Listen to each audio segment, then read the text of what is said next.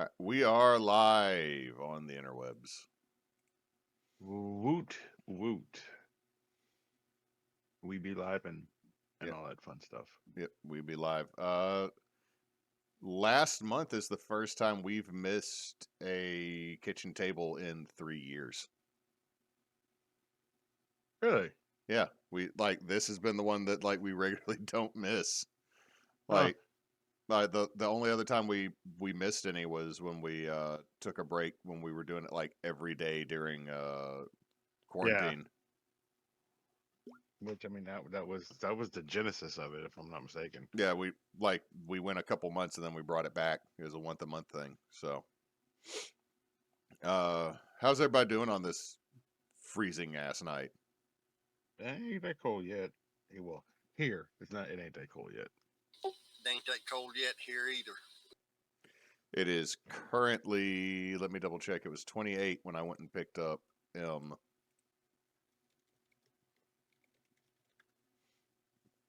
We're down to 26, We are at 53. and we will get the. Let's see, where's the precipitation coming in? Oh, We midnight. are we are at 44.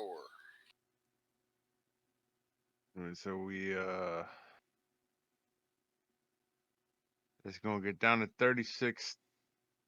It's gonna get down to 36 for the morning, and then it'll warm up to a brisk and bristling 42 degrees tomorrow here, and then we drop down to 22 and back up to 37 for a high on Tuesday, and then back down to 20 between Tuesday and Wednesday. Tomorrow is supposed to get down to. Let's see, it'll be down to 22 as a low tonight, supposedly. Tomorrow, the high is going to be 23 with a low of 18. Tuesday Damn. is going to be 30 and 12. Wednesday will be 42 and 29. And then later in the week, we get one day that's kind of normal, and then the rest of it's like, hey, do you want to stay at or below freezing? The answer is no, but well, here we are. Yeah, it's gonna be. I don't know how. I actually don't know how old this is. Uh, I'm trying, well, this. I think this is the more updated one. This one showing a high of 41 tomorrow, a low of 42, and 40% chance of rain, and a 40% chance of light rain or ice. But that'll be morning. That should come in the morning. Well, the stuff that's about to hit y'all should hit us tomorrow morning. Yep. And then Tuesday, high 37, low 19. So before anybody later on or anywhere watches this up north, we are fully aware that y'all have colder weather. We just don't have the Uh, equipment for it down here. yeah, But we I, but I dare you folks up north to come down here thinking that 50 degrees with t-shirt and shorts is going to work because you're going to freeze your ass off at 50 down here. yeah, The it's humidity is a we thing. have a yeah, we have much higher humidity than most everywhere else in the country. So Yep, so when my it gets cold, it's not just cold. It's wet. It's a wet cold. So I mean that shit will chill you to the bone. Also, the biggest issue is because we don't get it all that often. A lot of people for the most part, humanity in general is stupid. yep. So we just drive on it like it's wet and not frozen. Which is which makes for so many fun accidents. Um, we Just absolutely also so many. and also honestly the most important thing that a lot of people from up north have to remember about Louisiana and Mississippi and South Louisiana specifically, especially down here, because up there in Monroe, y'all will get colder. Y'all will get colder temperatures, generally colder temperatures than we will. Just proximity, we're further south, and a lot of times the colder weather that y'all get typically doesn't really survive all the way down here unless it's moving fast. Um, the big thing is Louisiana just doesn't have the infrastructure for ice. No, because there's, I mean, like Um, up here, it has to come from Shreveport. Shreveport's the closest set of ice trucks with salt. Like we used to keep salt until like 6 years in a row we didn't have snow, so they got rid of it all, and then that's when like the first really it, bad snowstorm hit. yeah. Um, I mean, it went. I mean, I remember. I mean, I'm 40. What year is it? 42. I'm 43. Um, and Cannon can attest to this, and Hewitt can attest to this. Probably a little bit. Well, maybe not. Not being not both of y'all being a bit farther north than me. Dude, I remember 5 snow days until I was like maybe like 5 or 6 snow days till I was like 16, 17. Yeah, there was. And then it wouldn't there wouldn't see. I remember I remember when I was a kid. I remember a good snow. I remember a sleet. So I remember an ice storm. There's a couple of more winter events, if you will. And then I remember round about 90, 98, 99, we had a good snow for like, I remember like between Christmas and New Year. It might have been on New Year, maybe. It was. It actually started right before Christmas. I remember that because it was my little sister got excited because on her 10th birthday it started snowing. Yeah. So that would have been 90. Um. That would have been 98. Yeah. So my like my junior senior year, my junior to senior year in high school. Um. Well, that would have been my senior year in high school. It was the last half of '98. Uh. And but and then grow and then I mean uh, only a handful of like maybe 9 throughout my whole life, but the last 4 of them have been damn near every other year. There have been more ice days and snow days here in Monroe in the last decade than in the 3 prior. Hmm. Uh, so it's just we've just had a lot more crazy weather. But Yeah. I also think part of it is, uh, and this is just me being a little cynical here, is that the town I live in is becoming less and less prepared for any type of weather event than it used to be. So I can see that. if anything happens, it makes it worse because we simply don't have stuff. Also, I laugh every time because what was it? 3 years ago, we had the big ice storm and snowstorm Hmm. that like lasted a whole week, Hmm. and so like that the I think we did a kitchen table during that. I said, look, I had to buy expensive bread because that was all that was left. Like Hmm. I got to eat like a king that week because everybody ran in and bought the cheap bread, the bottled water and everything. So I'm like, well, I guess I'm gonna buy Fiji and figure out Yeah. what Dave's bread's all about. Uh. Yeah. I remember that would have been. I would have been working for AT&T at the time, and well, me and Moose would have been working at AT&T at the time, and we were at work. Like we went to work, and then after about like 3 or 4 hours, they called the day was the worst. About 3 or 4 hours, they called us in, and I was like, y'all just come home until it starts to melt, and then we'll go from there. Uh, but on flipping through Facebook before I jumped on and saw a picture for anyone who lives in a more northern region. Uh, it sounds like a joke. It is not.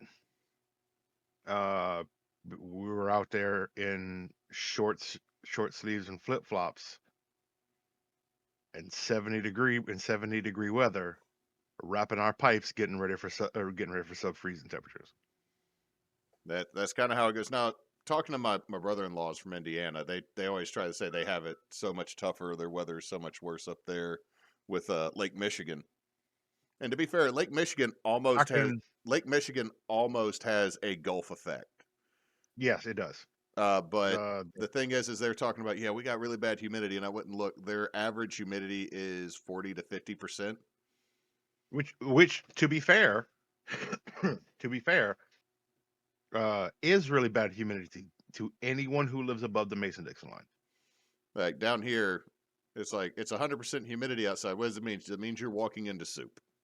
Mhm. You just acknowledge that you're walking into soup, Like and you just go on. You're gonna be sweaty. It's gonna happen. it's miserable. That's why we have 3 shirt days in the summer, because you have to Yep. change your shirt 3 times. And everybody just acknowledges that swamp ass is more of a fact of life than a temporary inconvenience. Correct. Yeah. And that's you see I would do 2 shirts. 'Cause even working in the hospitals with Moose, because last summer we were in was it last summer or the summer before? Anyway, it was last summer. No, summer before. We were working in new construction. Like, and they were building an addition to the building, and there was no. It was all open. It was hot. It was hot as balls, and it would be it. And for me, it was 2 shirts.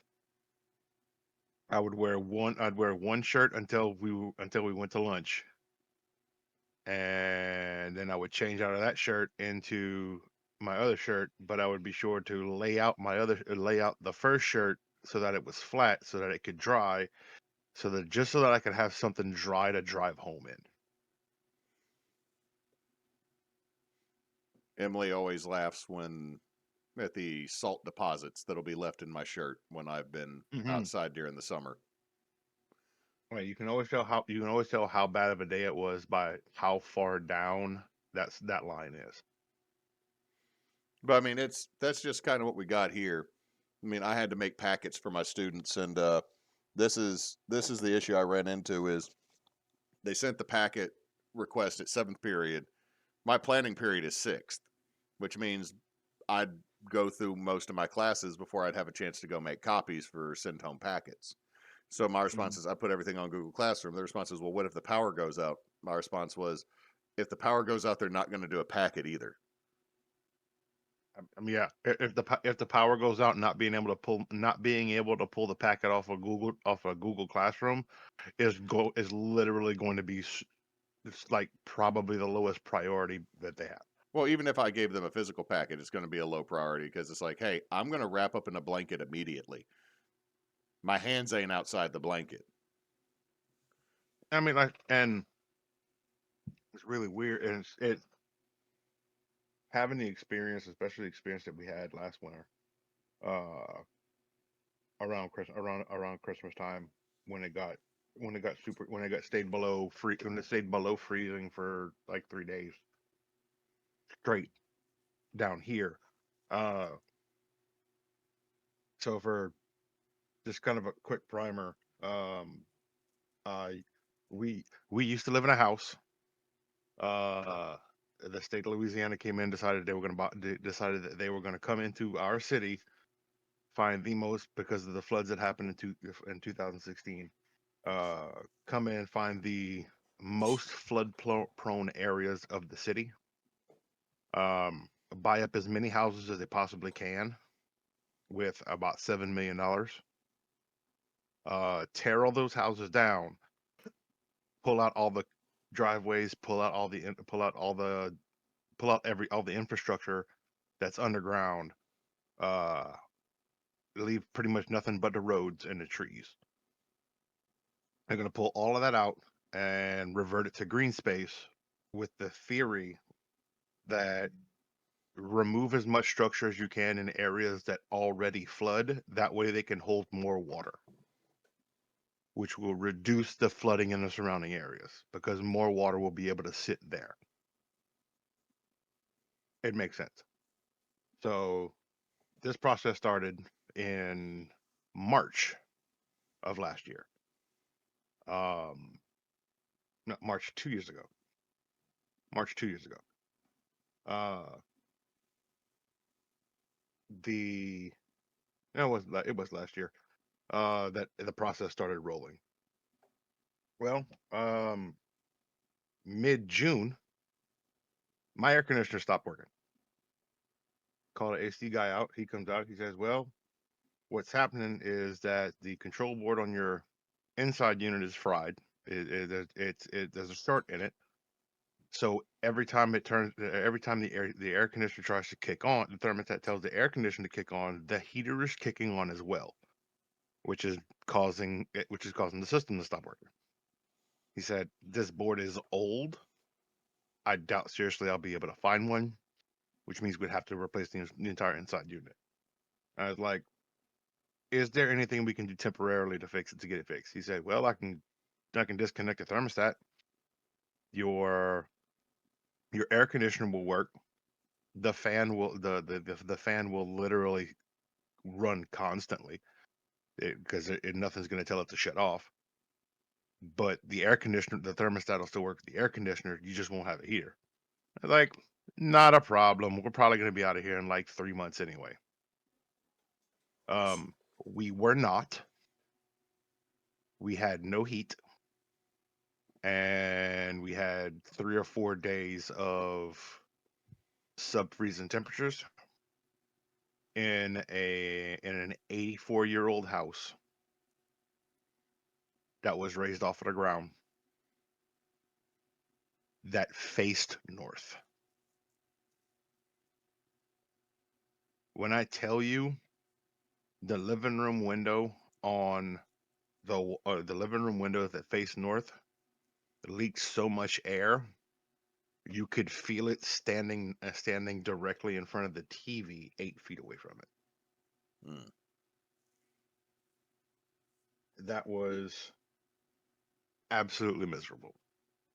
Um, I I have absolutely no problem. I love the cold.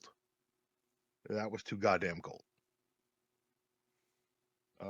It's very much a situation of, okay, we're gonna, like, you would take. It got to the point where at one point I was taking like 2 or 3 showers a day just to get the chill out of my bones because it was so cold. That was a rough one. Yep. I can remember last year sitting here in this shop when our Monday night games was going, heater sitting right in front of me, and the temperature still being 27, 28, 29 degrees. Oh yeah, that's a situation where like you pick a body part and that's what gets warm. Like it's so cold, you gotta move because the other issue is that our house only had 2 circuits. So one of them was the kitchen, the other one was the main middle of the house and our bedroom. So we had a space heater. We actually had 2 space heaters. So you try setting up both of the space heaters, and the minute the second one would kick on, it would trip the breaker. So we could only run one space heater at a time on the main circuit. So we would put one of them in Harley's room, which is on the second circuit, which is on the kitchen circuit. And if both of you remember how my house was set up, my house is a big square. Kitchen is on the right side. All along the right side, Harley's bedroom was top left. So top left of the house, the whole right third of the house is all one circuit. So we would have Harley's room had a space heater, and we had a little space heater that we kept in the living room. That poor thing barely was it couldn't keep up. It was so cold it couldn't keep up. And then we would move that into the bedroom at like 7:30, 8 o'clock at night to try to get the our bedroom warm so that we could so that it would be warm enough to sleep. It was last winter was rough for us. and simply because the state of Louisiana takes its time with paperwork.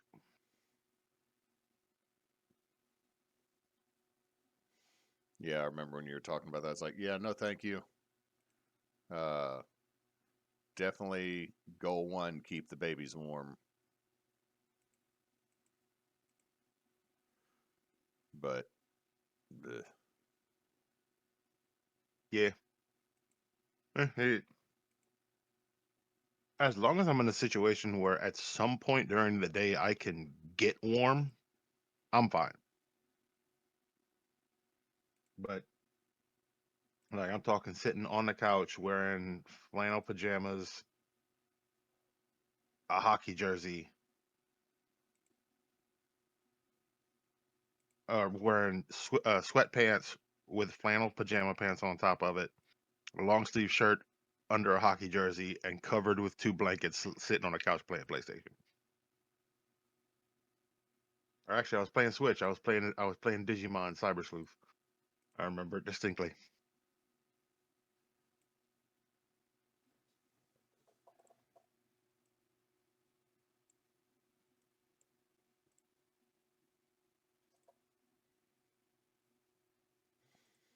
Well, ugh, that's just the fun that we got going on now. But I actually had a couple questions to ask y'all while we were doing this one before we go to some of the stuff that has been found by my wife and then one that was found by yours, Knox, for us to Mhm. look at.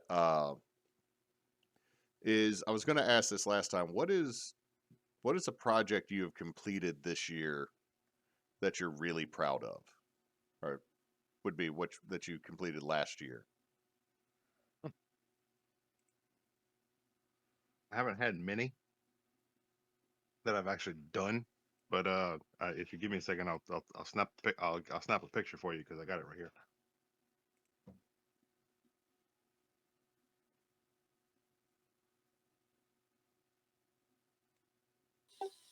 I honestly can't think of a project that I've actually completed. I've got so many going.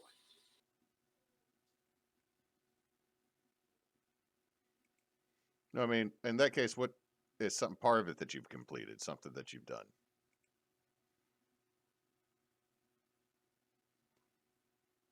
Yeah, because I think me and Cannon are currently in the middle. Are currently in the middle. Now mine is much shorter than his, but we are both in long term country. Now, like I said, to be fair, mine is a whole lot less. Mine's a whole lot shorter, and and God's willing, about 2 weeks out, hopefully, from being done and finished with, and we'll be actually in our own space again, and I can actually focus on stuff like that. I guess the answer to your question is the only thing I've completed that I'm kind of proud of is that one piece of sea glass that I faceted after I got my machine.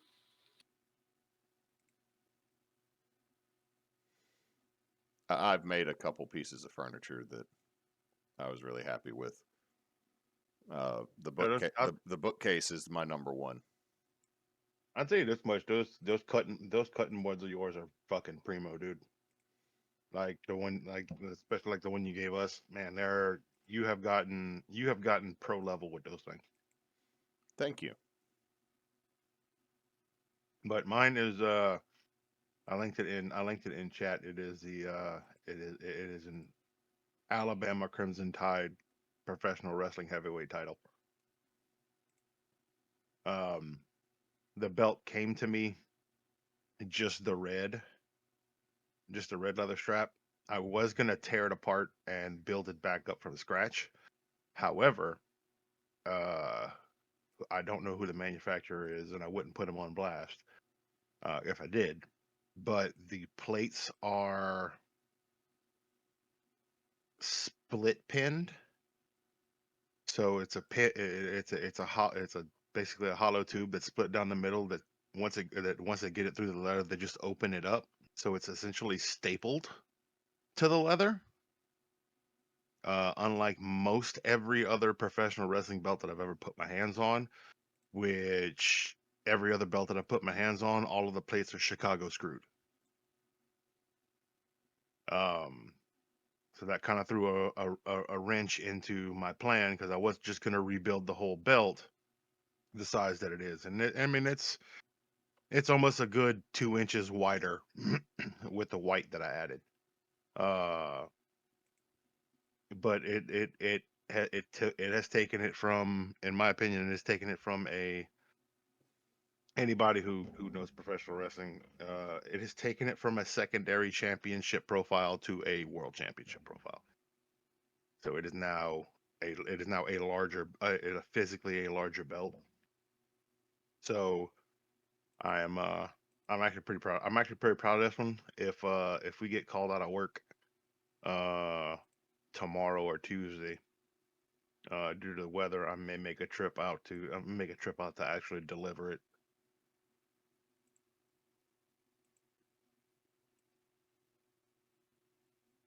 Nice.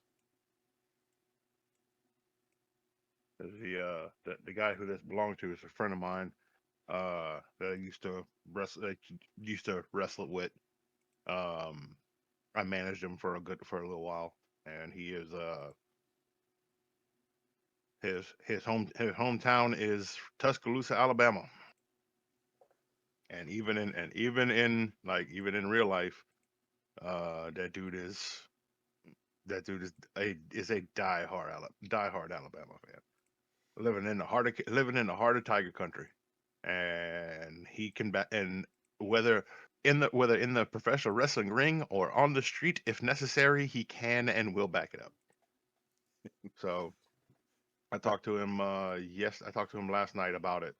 Talking about if I can, I'm gonna come drop it off to him, and I will give him what I have christened the Nick Saban Memorial Heavyweight Championship title belt.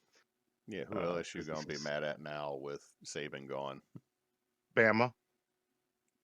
Like that has they took Saban. that that that is we are Cajuns. That's enough. Emily, I'll be Walking down the street in New Orleans, two guys sitting on a cafe table in front of a coffee shop, literally asked that question.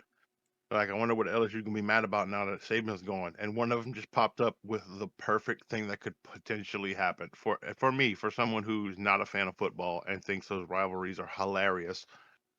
The other guy looks at him without skipping a beat and with a straight face and goes, I wonder what Coach O's doing.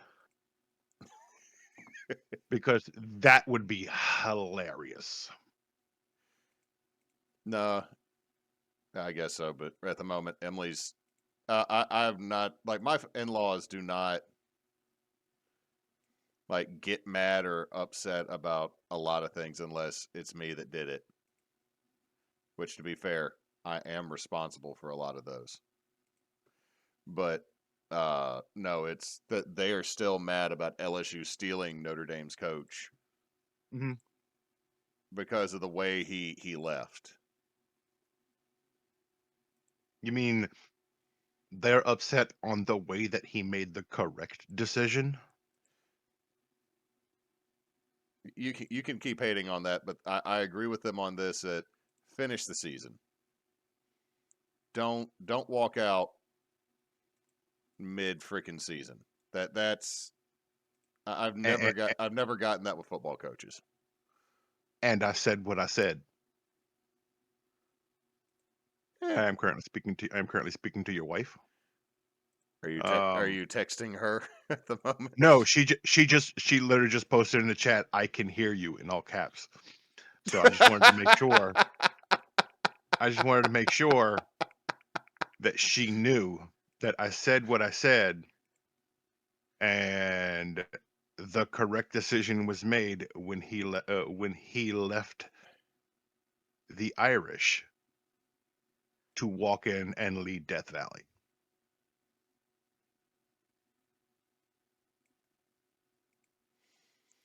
Lordy, you're gonna make her fight, and I'm the one that's got to deal with it. So you're gonna say that is a price you're willing to pay. And Hewitt,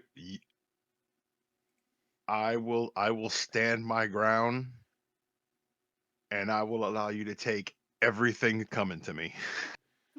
So yeah, you have so little invested in this, and it is my. You know what? I'm used to it at this point. Honestly, I'm used to it.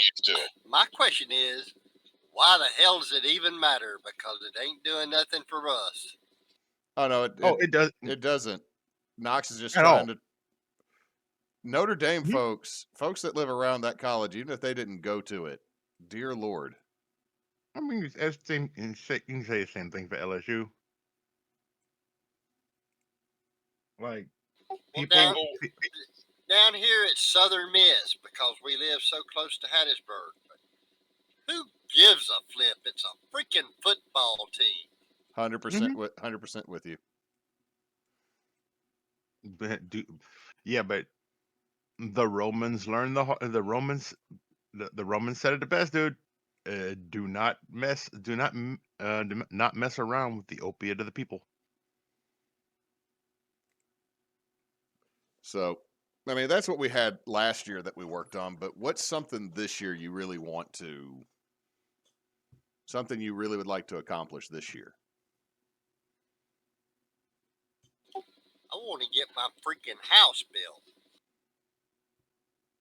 Yeah, I want to get in my house so that I can set my shit up. Actually having the space to set up my painting station, the space to be able to do my leather working without it being.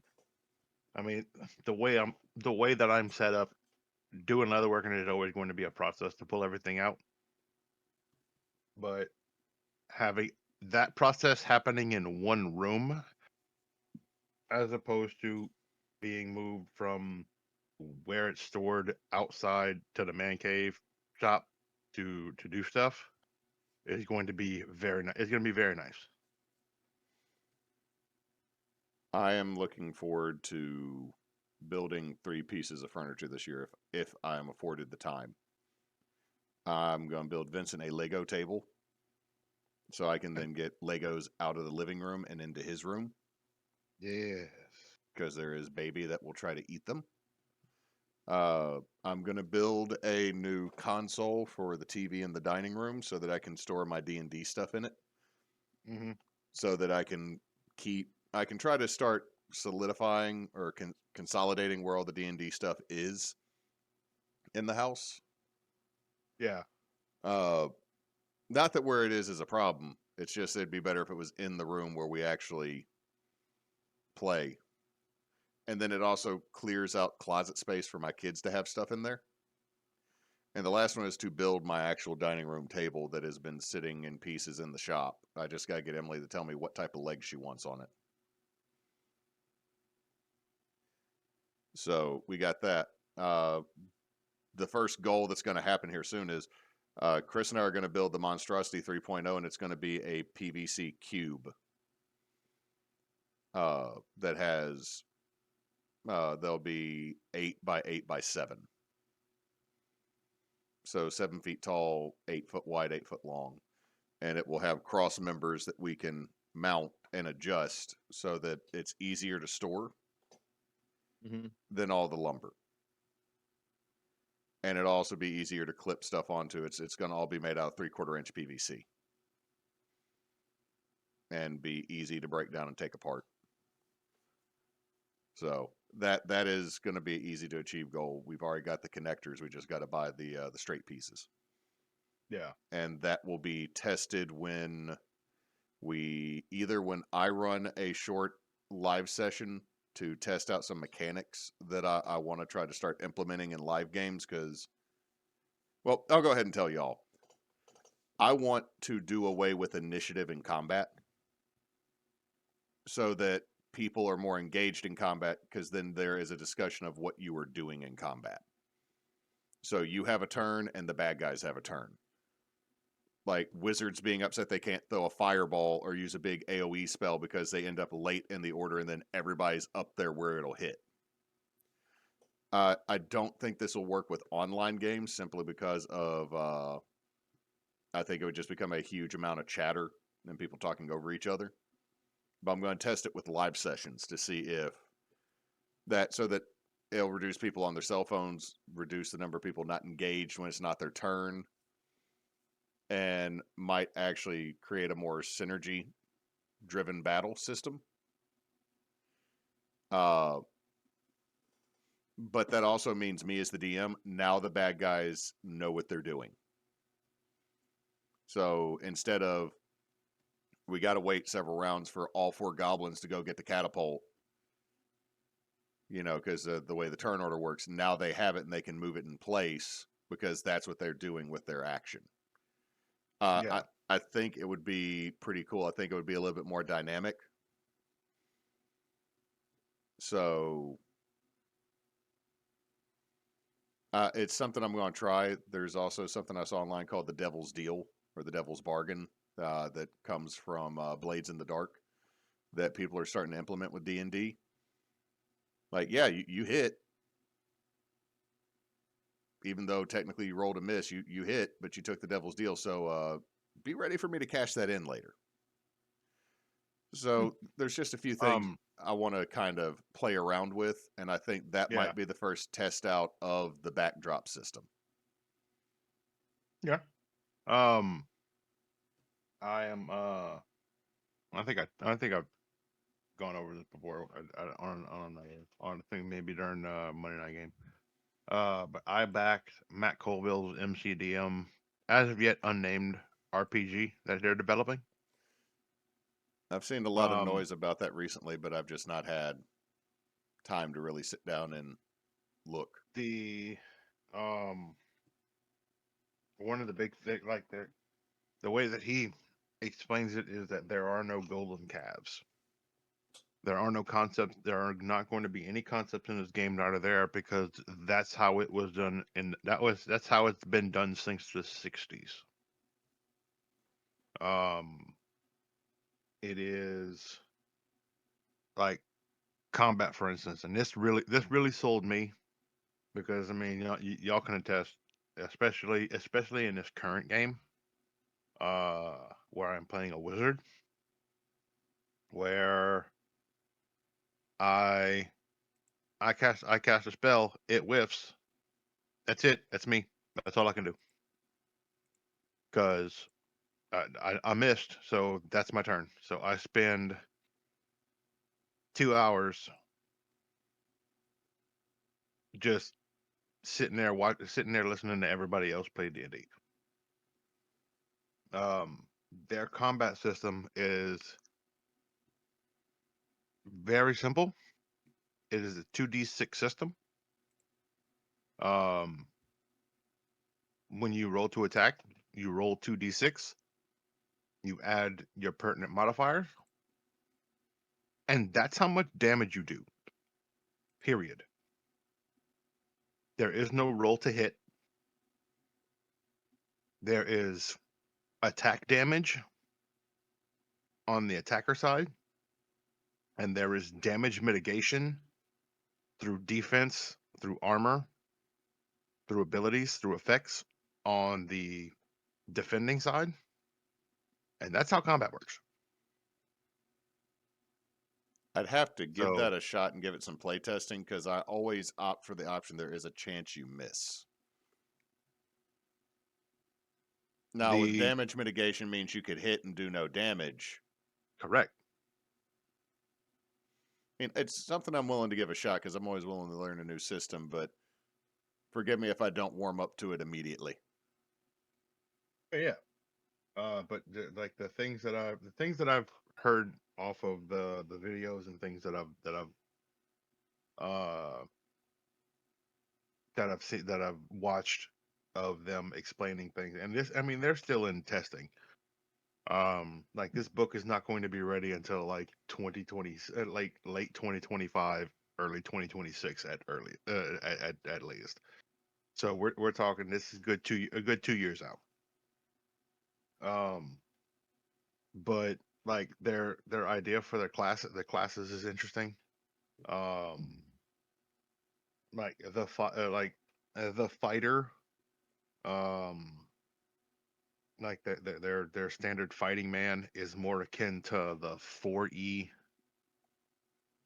has more like the 4E leader uh tactics. Like he is the fighter, their fighter is a tactical genius.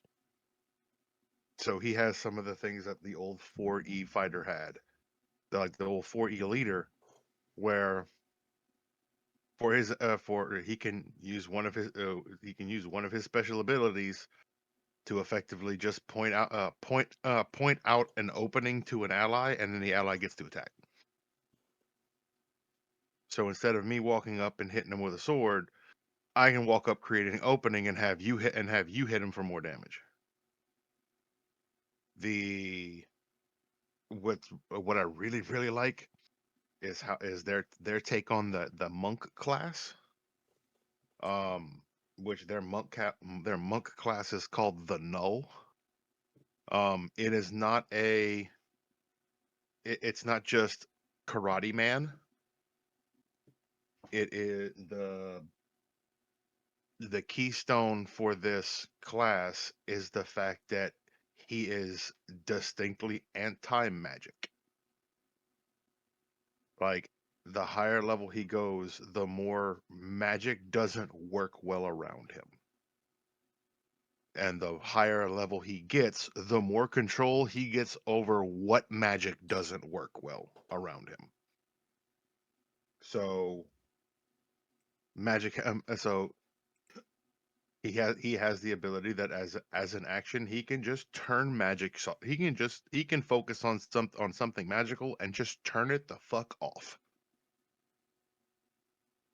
which is something that literally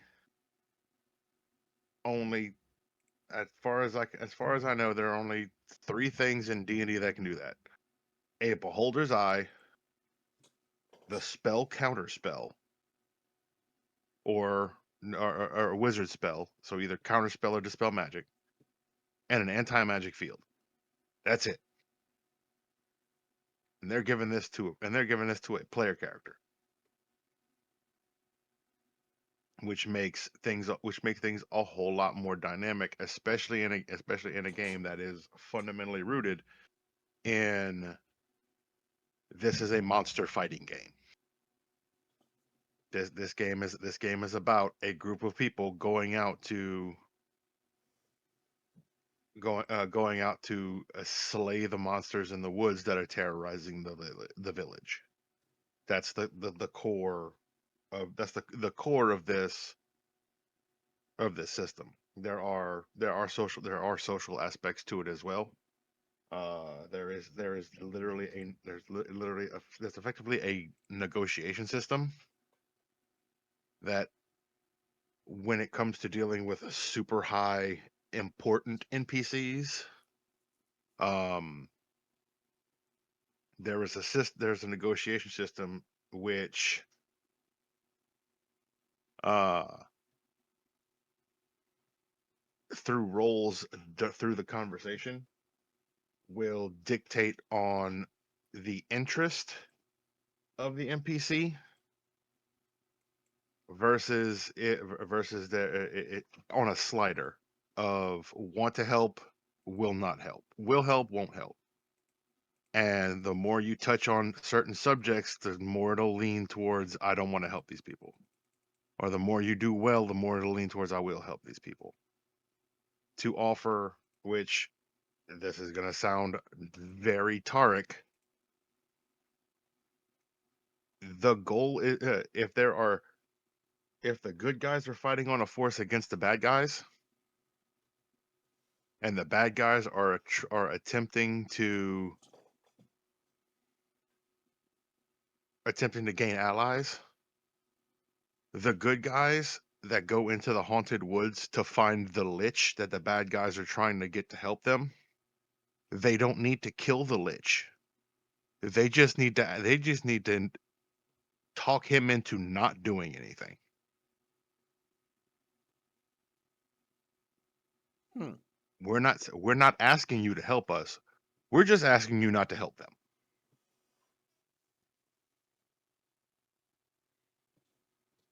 which, as we know, is kind of a thing for me, as I have a tendency to try to do that in general when it comes to my characters. This is why I usually do not plan for a fight necessarily whenever I make a big bad. Yeah. So that's so, and there are a whole bunch of other stuff that they have planned, and ultimately, like he says, that this is everything is still in flux. Excuse me. Everything's still in playtesting. Um,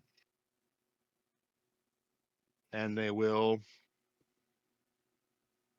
ultimately, if it works, it gets put. If it works, it's going to get put in the book.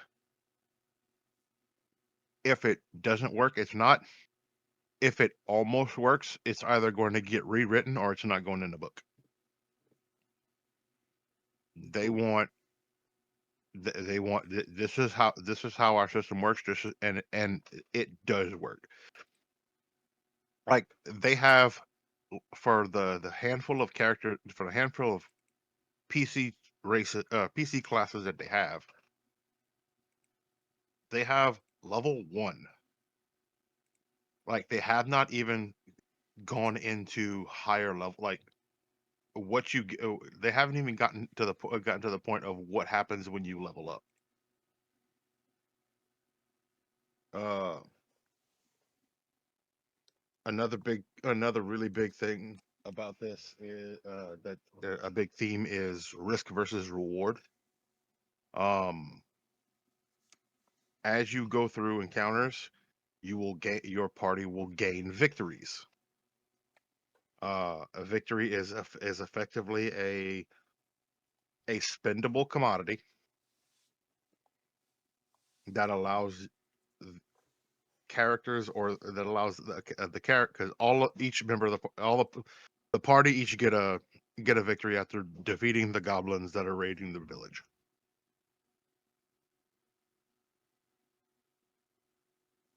As they progress, you can use those. The more that you build up these victories, the more cool shit you get to do. Like there will be like you will get buffs and benefits from having X amount of victories. However, there is no healing magic per se. You have a set number of recover. Your character has a set number of recoveries that will allow you to regain hit points. Like the cleric's heal ability allows you to suspend a recovery to heal. You have X amount. They don't recover until you take a long rest. And in this game, a long rest is not 8 hours. In this game, a long rest is not 24 hours. The way they put it is that the fellowship arrives at Rivendell. Like we're talking a couple of days at least of downtime for a long rest. This will refund all of your recoveries, and a long rest will also turn all of your victory points into experience points. So the risk versus reward in the victories is the longer you go and the more that you rack up, the more cool shit you can do. But the longer you go, the more your recoveries start to dwindle. So it becomes a risk versus reward of we've got all of these victories, but Hewitt only has one recovery left. Do we push on into this cave, or do we fall back for a day or two to recover, but lose all of these benefits?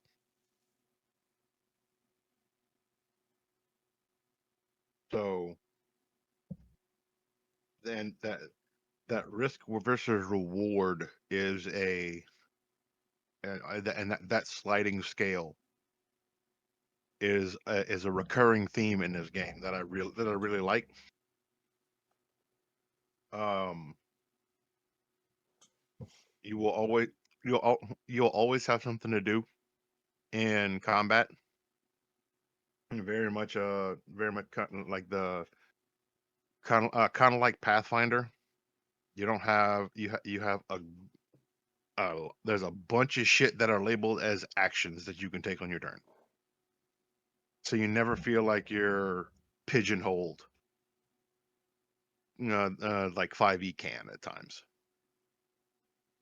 especially if you're playing a character that does one thing. Like I throw magic stuff. Is what I do. So if my magic stuff doesn't work, then I'm literally just moving around the field, ducking away from things. Um, each class has a unique resource that it manages that does different things. Sometimes it's a positive, sometimes it's a negative.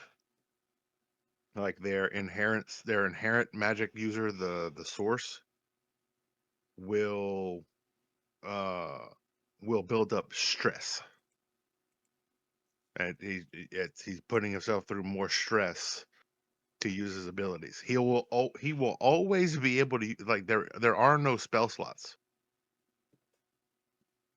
It is like he will a magic user will always be able to cast their stuff, to cast their spells. Combat works wholly inverted from 5e. In 5e, you start strong and it's you have diminishing returns. You're slowly using resources, using resources, using resources, and if the fight goes on long enough, especially for a spellcaster, if the fight goes on long enough, the only thing I have left are cantrips, and that's all that I can do. Whereas in this system, you start at the weakest you start a fight at the weakest you're going to be, because the more that you fight, the longer the combat goes on, the more of your class resource you build up, and the more of your class resource that you build up, the more cool shit you can do. It's akin to the best thing that I've way to describe it is the battle master fighter. Imagine the battle master fighter has access to every maneuver in the book from level 1, but he starts a fight with 0 superiority die, and every time something happens that goes well, he gets one, so he can start. So once he gets 1 or 2 of them stacked up, he can start using his really cool maneuvers. And they have and they are currently working on a way to give that in a fun and unique way to all the classes. The goal is to never have someone sitting around the table watching everyone else play. Because the really cool thing is the higher level monsters and bad guys get them too.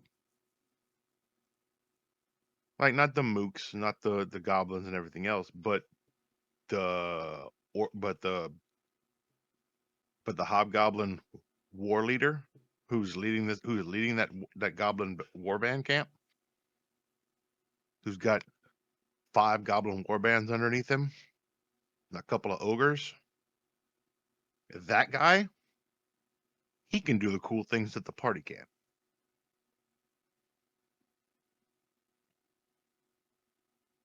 So I'm I am really excited to see what this ends up being. I've already kickstarted it, and once they're ready, then I will have then I'll be getting the hard copy of the books, of both books, and the PDF of both books, because it's only a 2-book system. You have Heroes, which is everything that the players can do, and you have Monsters, which is everything the DM needs to run encounters. That's it. Neat.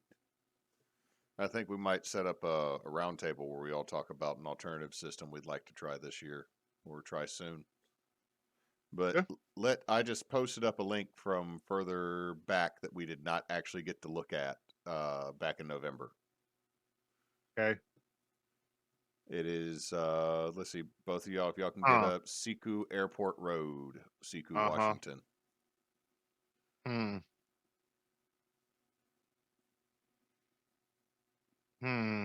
I have picture 1 up for myself, which is just a side view of the house. I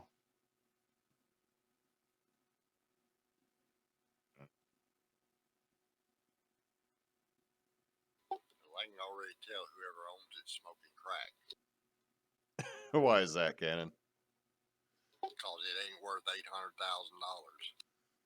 $800,000. Oh yeah, that's true. Sorry, it's been a minute. Let me do the thing. $799,000. It is a single-family residence. It was built in 1977. It's $204 per square foot. It is 3,925 square foot. It is a 5-bedroom, 3-bath on a little under 3 acres, 2.89 to be specific. This one-of-a-kind, unique 5-bed, 3-bath house is atop the town of Seku. Has beautiful views of the Straits of Juan de Fuca and the marina. Every room has exquisite wood carving details either in the beams or the headboards. Extra large garage for your boat and extras, and 3 RV hookups. Home is wired with a propane generator, sunken tub, sauna, and wet bar as well. Outside fire pit, patio, and barbecue area that lets you take in the wonderful views. Okay. I'm looking at a lot of some of that wood has to be replaced on the exterior, just looking at it.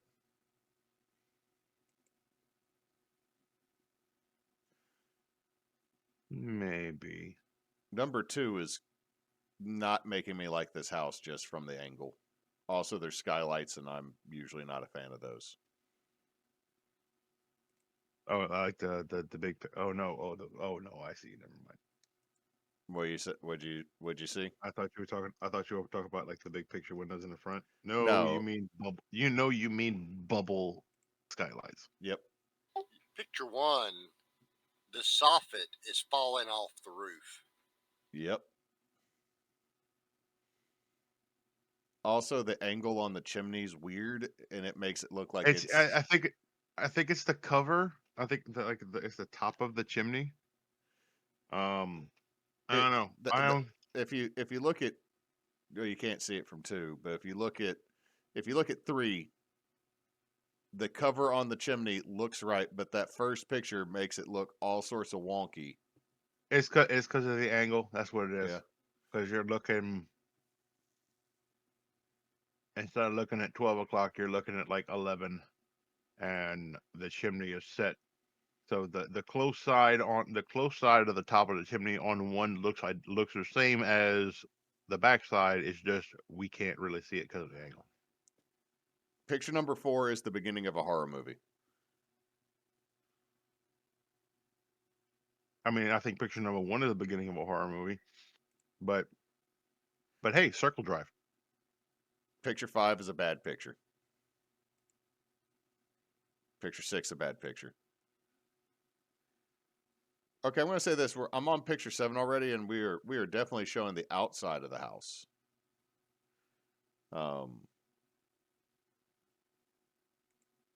Okay, so it's board and batten. Okay, so that's not as bad. It's the other side has been exposed more, so it's grayed more because it looks like it's cedar. That's pine, and the windowsills are unfinished 2x4s on the outside. Correct. Hmm. Correct. Okay, I don't hate 8. That's nice doors. That's fancy. Wallpaper is still giving me the floor, still giving me the horror movie vibes. This is true. Yeah. Number 9, I can tell y'all how this place smells. Yep. Tobacco. Yeah. There's carpet on the stairs. I hate carpeted stairs. And they did like a weird bamboo cane kind of side to the handrail area. Okay. Like Faux wood floor. that's Or is that peel and stick or is that linoleum? that is literally Yeah. like I don't hate the staircase if the stairs weren't popping through.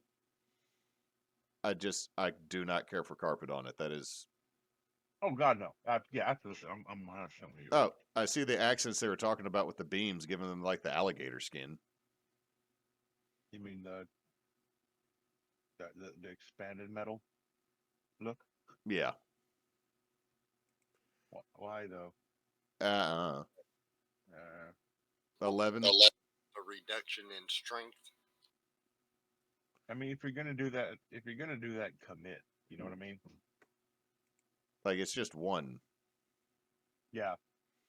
But okay, Yeah, I don't hate the outdoor kitchen area from the faraway picture. No, that's The pretty nice. fuck is with number 12. Bathroom, carpeted bath. No, maybe carpeted bathroom. That's a sink. Thanks. I hate it. This is sensory overload. Yeah. There's holes in the cross beam. Yeah.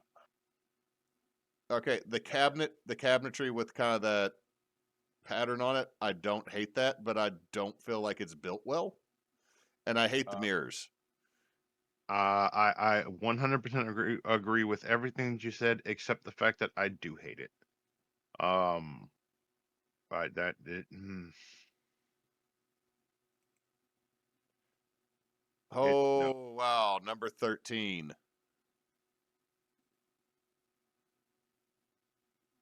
Huh? Is that the headboard they were talking about? Would be that would be the headboard With a thermostat knob in it? Yeah. Probably the dimmer. It's probably a dimmer switch for the for the overhead lights. lighting. And there is something that was they wallpapered over the outlet cover.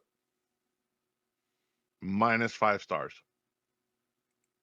And the center light's nothing but a hanging light bulb.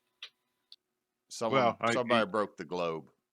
Yeah. Because weird stuff happened in this room, y'all. Yeah. What the fuck is with 14?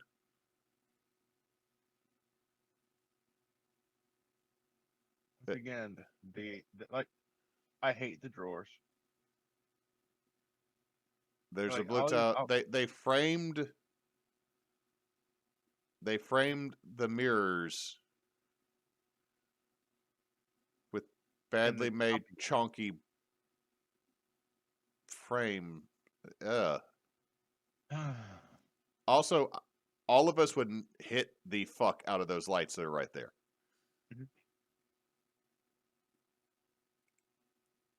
Yep. Okay, number 15 is where you die. Yeah. This is 130% murder hallway. Like everything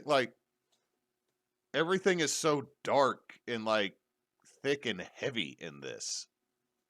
Yeah. Okay, number 16 is where you run. It's the other end of the hallway. It's you running that direction. Yeah.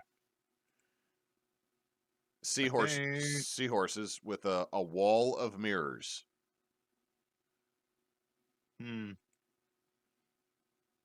Okay, 18.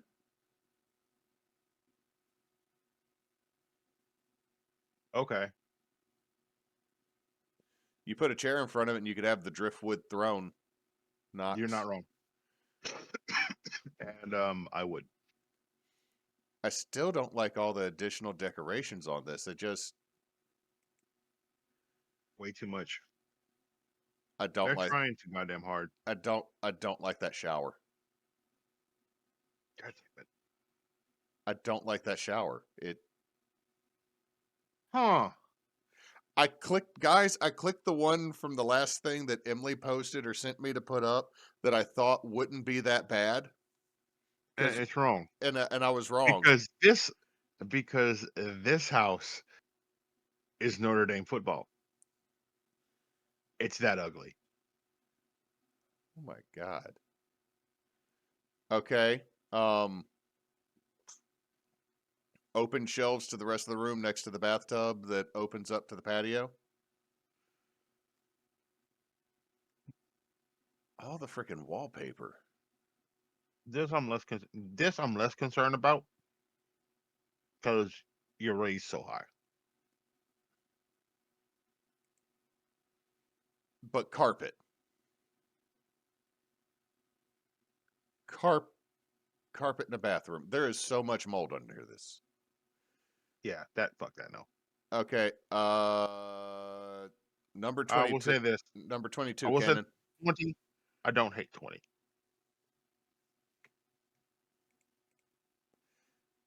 I have issues because I also know that that's a sliding door to another room over there.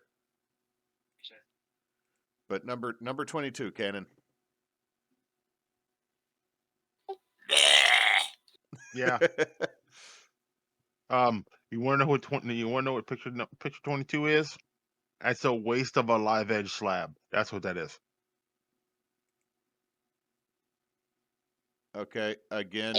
That's a carpenter trying to fix an unsquare corner because the face framing on that thing goes in two different directions.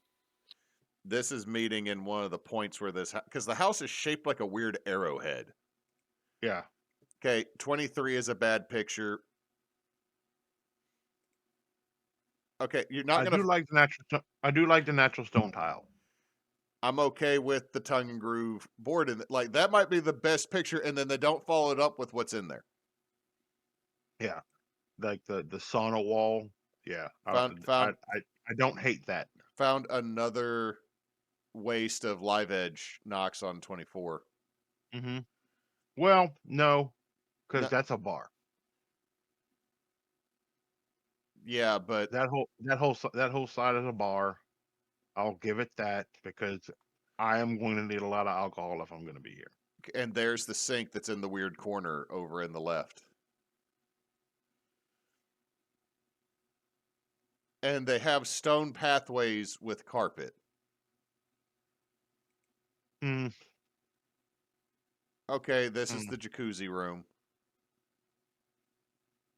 Again with mirrors. Mirrors were big in the 70s, dude. Yeah, but like ugly ass. It creates the illusion of space. Okay, number 26 is the sauna room. Is a sauna. Yeah, that's nice. Okay. 27 is where you trip and die. Oh yeah. Mish has broken her left ankle looking at this picture. Oh my god. We spent too much damn money on this house, so that's all you got for seating. Also the sink on the right makes me mad. Yeah. The sink on the right makes me. You could have covered that up. Yeah. Because there is the trash compactor and a dishwasher and a wine cooler. Yeah, it's a wine fridge. I hate the kitchen. That kitchen is too busy. I hate it. I don't hate it. It's just too busy for me. Like I don't want my. Here's the thing. Replace your cabinet doors with white. Okay, yes.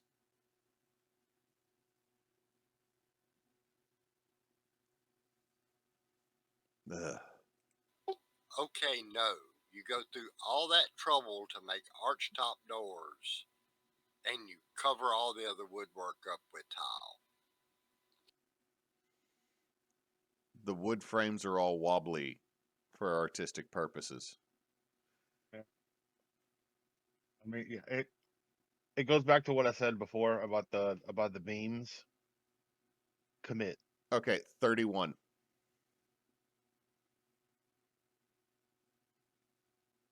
I will say this about the kitchen. I do like the shape of the kitchen. It's really open. The island is not bad. It's just busy for me, but the number 31 though. What the fuck is this? This is the monolith that apparently is sacrificed to whatever old gods still live in Washington. You gotta do it to, because I mean, That's a fireplace mm-hmm, with a keyhole cut in it. mm-hmm. With a keyhole in it. Where does the smoke go? The sides. They got a flue on both sides, and they're using it to collect heat so it will radiate heat after the fire goes out. I understand that. That is stupid. The shelves being uneven bothers me. I know it's on purpose, but the shelves being uneven bothers me. Yeah. Okay, number 32 is a pretty view. The handrail is dying. Oh, that whole deck is dying. That's right I- at the corner. it would not surprise me if that is the original deck. Okay, 33 is not bad. There's your RV 34 is not bad. There we go. And boys, this is where we live. The rest of that is haunted. This is okay.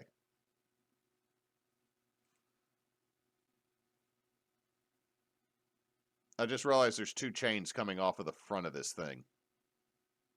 It is. Tension saw that. cables. Yes, it is. This thing is apparently on a bluff. So it's elevated over on a hill. So that is 100% wind protection. 37 is another picture of the kitchen. Of the one we like. The outdoor kitchen seems fine, but I would like a better picture of up close to it, because I bet most of that's kind of rusted out. Yeah. Okay, 38 is an aerial photo.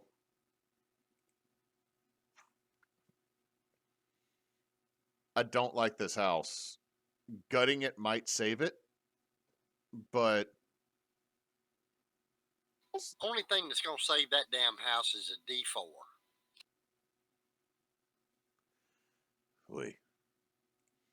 All right, let's see if there's one in this list before we go that's actually not gonna. That was surprisingly frustrating. Let's see. Scrolling up here, the ones that Emily posted. Price Canyon Road, Prismo Beach, California. St. Cloud, Minnesota. Lime Kiln, New Mexico. Oh, the Roundhouse from South Carolina. North Carolina. And then the ones I posted, there's one from Hendersonville, Tennessee. Crossroad, Champaign, New York. Oh, and there's the one that you know what? Let's do the one that Mish sent us. And that is the one that is Farm Stay in Bayport.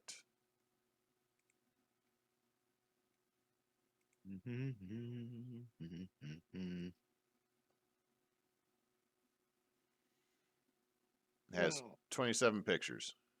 Yeah, this is an Airbnb. What got us started is doing this with Zillow and Airbnb because of rustic cabins. Yep. And the only one I think we found that we could actually agree was rustic was the one that was on a goat farm. Yeah. Because the rustic 3-story mansion cabin in New Orleans just didn't do it. Yeah. Okay. So a couple things. Number one. I don't see the one Mish posted. I posted it up. It's the farm stay in Bay Port 5-star 2-bedroom 3-bedroom 1 bath. All right, I see it. She sent it to me in on Facebook.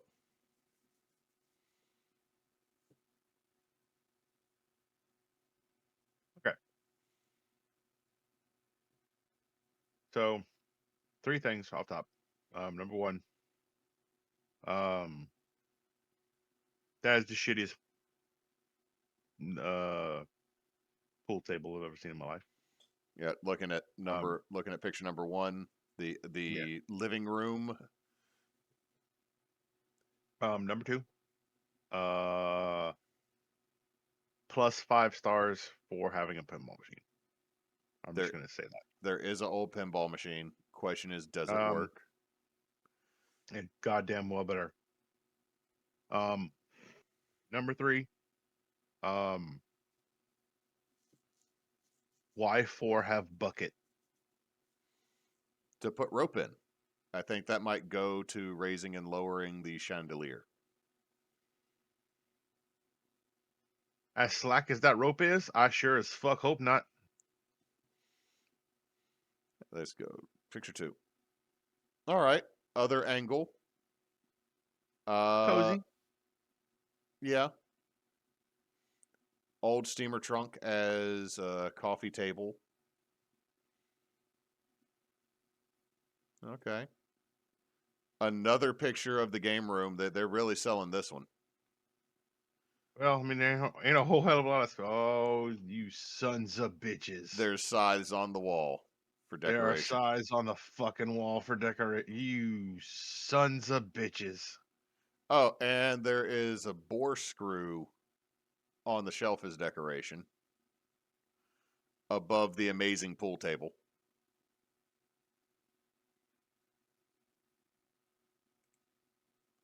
The upstairs office living room.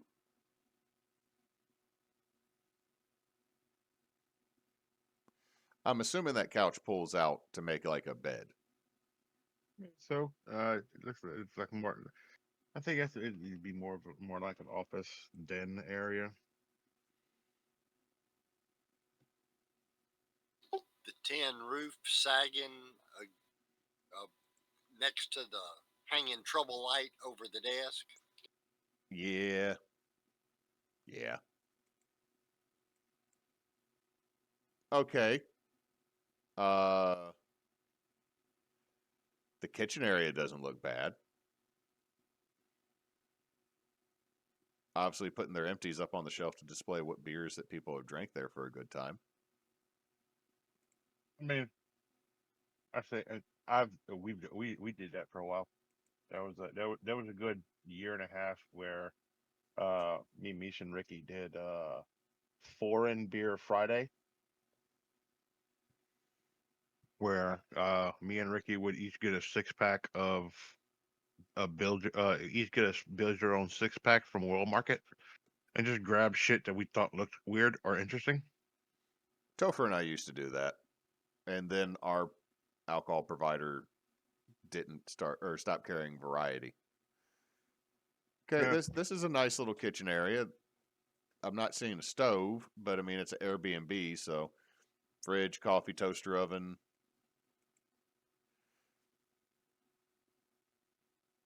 First bedroom is doors for a ceiling.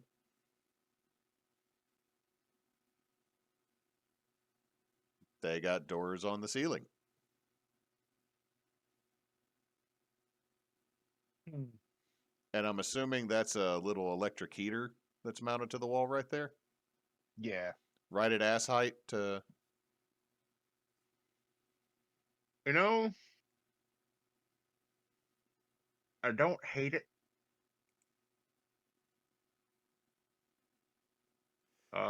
Would break the fuck out that mirror if I wasn't careful getting up or getting in bed. Yeah. I'll tell you what I do hate. Corrugated tin is a design aesthetic. Yep.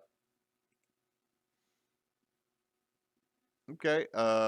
Second bedroom. Loft. Mm. Not terrible. Bunch of look like recycled furniture pieces, which is, nice.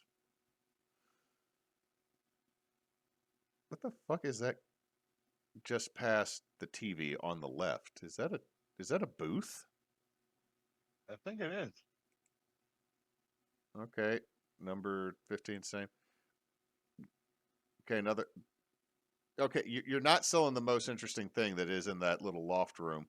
Okay, nice little vanity in the bathroom. Yeah.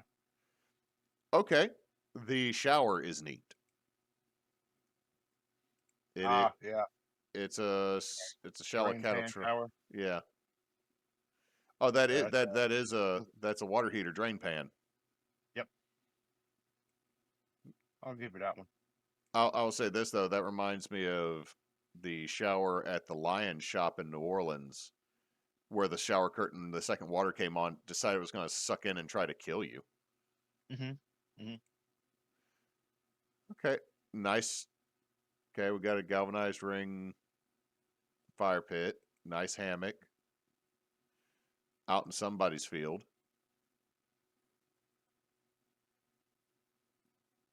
Looks like a nice back porch, handicap accessible. Yeah. Okay, and then the picture that me showed me that sold me on this is picture 24.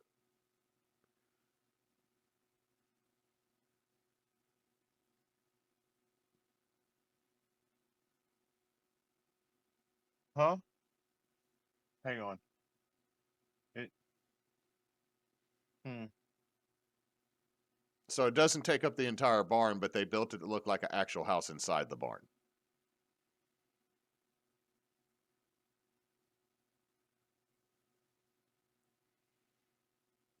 Hmm. So So all the corrugated metal that was for the roof inside this place was a design aesthetic, not the actual roof. is it that is it going that way? It's a little house inside a barn. Huh. And then 26 is something.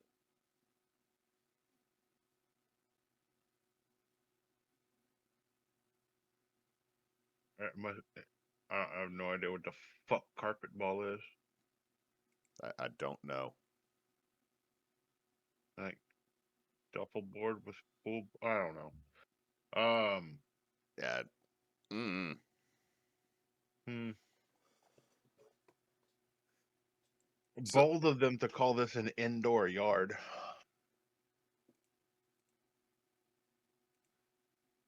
where are they calling it an indoor yard at? 24. Mm. As you enter the barn, you will enjoy a great indoor yard. Okay. I don't absolutely hate this place. Okay. Here's what happened in my head when I see 24. Hey yo, Cannon. You remember how hot you remember how hot the inside of your tent the inside of your parachute tent at Wasteland got? Yep. That's what you're looking at here. Yeah, they got a This window. is people. They do have a window unit, but they ain't gonna do shit. That one's way too Oh, little. and I'm talking about in the barn. Hmm. Especially with the window units running. They're trying to sell this. They're trying to sell this shit to people who ain't never been in a barn before. Oh, there's a basketball hoop.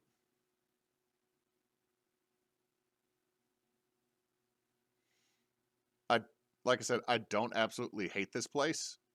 I would not want to necessarily. It'd be neat to go look at. I don't think I want to stay there. My question is, they got this looks like house inside the barn. What's it look like inside that house? That's That's everything we've else been we looking saw. at, Cannon. I thought that was the downstairs of the barn. That's what's No, inside that little house. It's on the upstairs of the barn.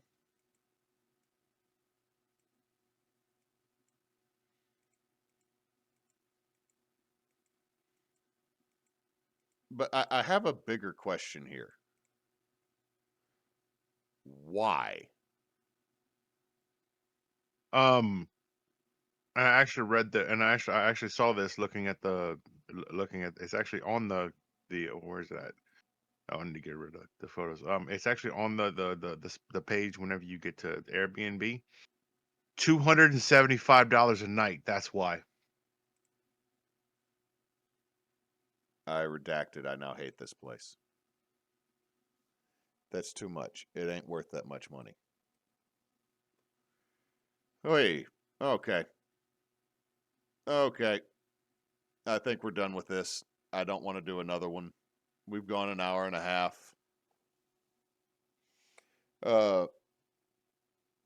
Ooh, okay. I'm gonna do this about that one though. What this place offers: a garden view, if you want to call Fields. like a field of peas, a garden view. It's got a dedicated workspace. I'm the closet in the room that I'm in is just as, if not bigger. Pets are allowed. That's a plus. AC is mini splits. Private backyard. That's the field again. Indoor electric fireplace, private patio or balcony, TV with Netflix and standard cable, free parking on premises, and a whole 9 megabits per second Wi-Fi. Wow. Yeah, no, I'm not staying at that place.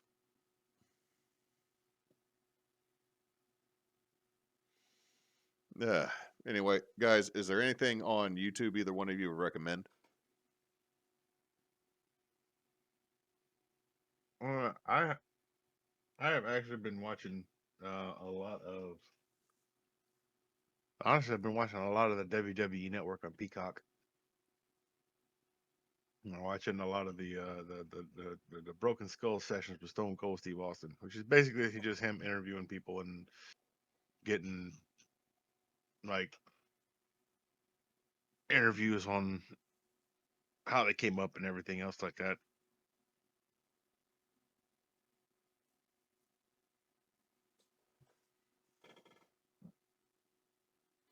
I've been kind of binging Stargate Atlantis from the beginning again. Nice. My in-laws have been watching that because there's a Roku channel that's nothing but Stargate Atlantis. I binged over the Christmas holiday. I reincarnated as a spider, so now what? And I enjoyed that one. Also, there's now Delicious in a Delicious in Dungeon, and it is basically D&D anime meets food porn. Like, here's this absolutely gorgeous meal we just cooked, and I'm like, damn it, anime, stop making me want to eat fancy food. Yeah. I'm vibing with it, but there's only been 2 episodes to come out because they're doing it weekly. I've been watching a lot of John Malecki on YouTube. Used to be a lineman, I think, for the Pittsburgh Steelers, and now he does woodworking. Does a lot of river tables because that's what people will buy, and like I can't fault him for that. Like I'm not a huge fan of river tables necessarily. I think epoxy is a useful tool with woodworking, but I don't believe it should be the focus with woodworking. But if someone tells you I will give you $30,000 for you to make me a 15-foot table, I'm not going to say no. And he doesn't say no, so I can't blame him for that. You know what I mean? Yeah. Also, people like try to get on because he uses a CNC to level boards, and his thing is, I know how to cut a dovetail. This does not require a dovetail. When it requires a dovetail, I will cut a dovetail. But, you know, he runs a professional woodworking, or I shouldn't say, he runs a professional table and furniture shop. So if there is a tool that allows him to do that more effectively to complete his job, I'm not going to fault him on that. But it's kind of neat watching someone do some of the stuff that he's done, because he also he created a cave table, and he had AI design the look, and then he tried to carve it to see if it was actually physically possible to make what the AI art program image was. And the very first answer was no. But he found a way to make it work by adding bits, and when he finally got done, it made it end up looking like a giant cenote, and it was pretty cool. So I've kind of enjoyed his channel recently because of just the goofy shit he makes. Also, I want to be able to buy like a 16-foot live edge slab of walnut. I have nowhere to put it, but I one day would love to have the ability to do that and turn it into something. Yeah. I'd like a big table CNC. Oh, last thing before we go, I for Christmas got a thickness planer. Nice. I got the Ren thickness planer because my father-in-law, mother, and wife all went in on it, and I've been watching a lot of videos, and it actually does hold up to the DeWalt of the same size. The main benefit is it uses teeth instead of blades, and I can replace the teeth on it with carbide teeth for like $2 a tooth. The DeWalt planer would be just a little bit more to replace the full blades. Yeah. But I am looking forward to using it when it's not cold as hell outside and I can actually use it. Yeah. But hey, it is looks like it's that time. So thank you all for watching and listening in. And if you catch us later, you can find more on YouTube at Team Bonus Action. That is our channel, or you can find us on Team Bonus Action at Facebook, here on Twitch, Instagram, Blue Sky, Threads, and we're also bonus_team on Twitter. And you can go to our website, teambonusaction.com, made by our lovely Frecky V, to find out who we are partnered with currently for donations and charity. I'm not sure who that is because the charity clerics have not gotten back to me on it, but it's been the holidays. And Nox, since you're actually here, Appreciate y'all hanging out with us, even until next time, folks. Out. Who dropped out? Can you hear me? Cannon? Uh-oh. Don't let your meatloaf just drop out.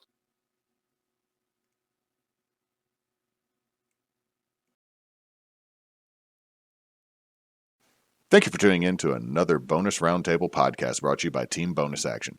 If you'd like to find more out about us, you can go to our website at teambonusaction.com, or you can check us out on Facebook, Twitch, and YouTube as Team Bonus Action, or on Twitter at bonus_team.